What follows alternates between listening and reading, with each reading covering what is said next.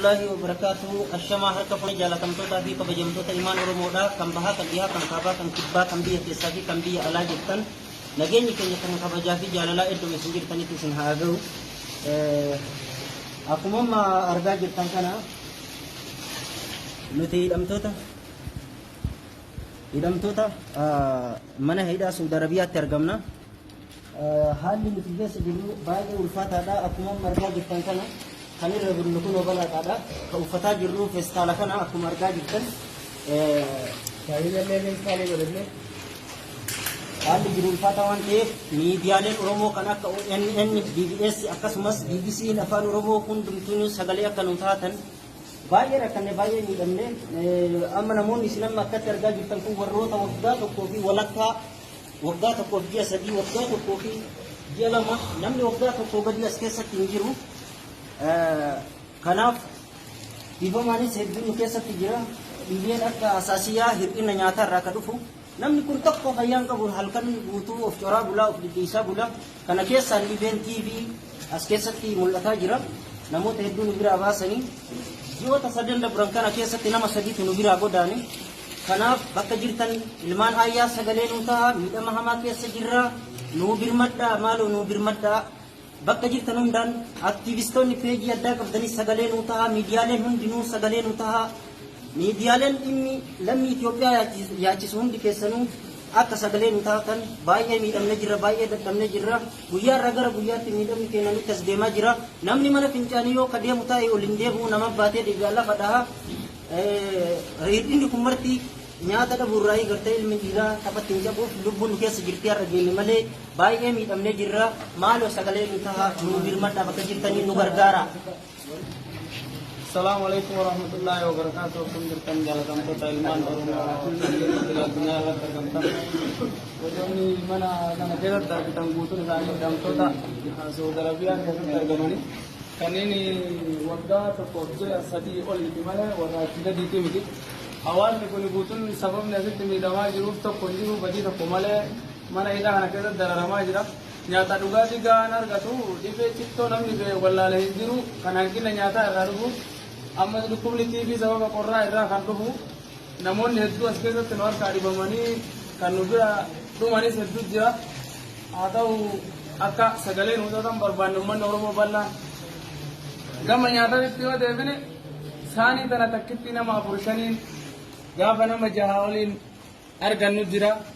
Uummanni Oromoo bakka argamtanitti viidiyoo kana sheer godhuun akka addunyaatti nu dhageessiftan isin hin jenna. Baay'ee miidhama hamaa keessa jira. Waggaa tokkoo fi ji'a sadii jechuun baay'ee ulfaataadha. Badii tokko malee, murtee tokko malee hidhaan dararamaa jirra.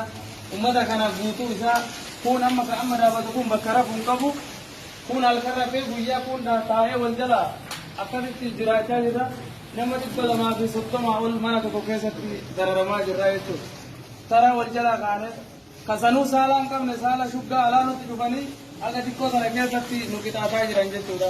Baay'inni keenya qorraa warra miidhame dhibamtoota harka guddaan keessatti argitan kun dhibamtoota harki duuba kana jiru kun guutuun warra dhibamee ciisu jechuudha.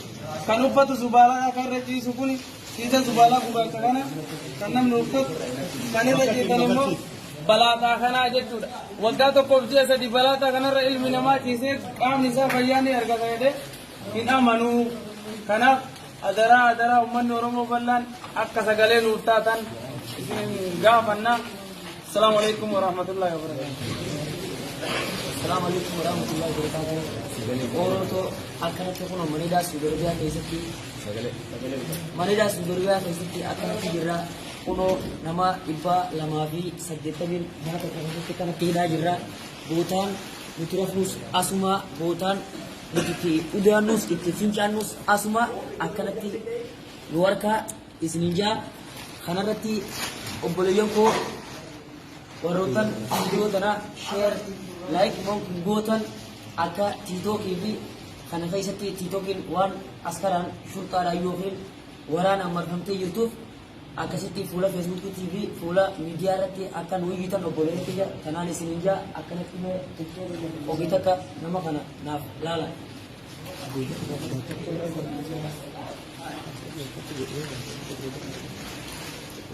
Akkasumas Yo isin yo video kana kisati yo video tan arkan aku mampu amma yo kana tina agarkan hatta kamisan angka bulle sababa fatasha yokin taftishati narra basani jibala tidar bulan akanati jiracha jira yo khashaba to ko yokin jawala to ko bitane mana kan wolle riyala khumashan yokin birri khumashan sudare ala binne wolle guyyaa lama daa deebi'anii nurraa fuudhanii uleedhaan ittiin qabatanii nama jawwaal ol naqee sagalee ta'uufillee ol naqee akkanatti akka isaan buusan waa ajjeesanii waa mana ilaadachii jalaa geessanii ilaa irraan tanaatti mucaa tokko kan nu biraa bee torbee tokko kana jiru ikkanni bu'ellee garee obboleeyyan biyya kanaan isin ijaa akka sheer nu godhan.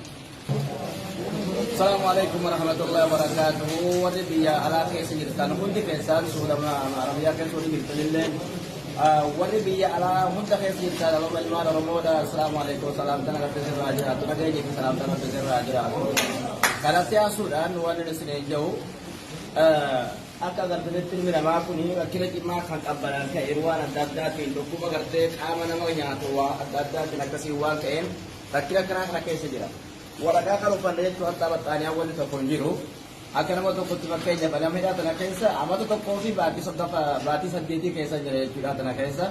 Egaa tana isheen akka kanaan qabidhaa tana keessa rakkinni qoonqoodhaan waan adda addaatu jira, qabbanattu jira, dhukkubattu jira. Hidhaa tana keessatti gartee mana kana keessatti nama 200 akkasii keessatti gartee argamu jirra. Sagalee nuti haadhaa isin jenna waan gartee miiwwanni kana biyyi keenya haadha geeffatan adaraa keessan maal. الله وبركاته. أردتوني أكيد تأتي ترجمتنو أقسمت أمون الدنيا مرة ترجمتنو. جانا لكينيا كبدي لكينيا بقى جتنا نقول كذا. أما وقت نسيت بتباني هو من هنا السعودية العربية كيسة المتزايدون. وبوليس كينيا فيصل إسني هذا برسنجنا.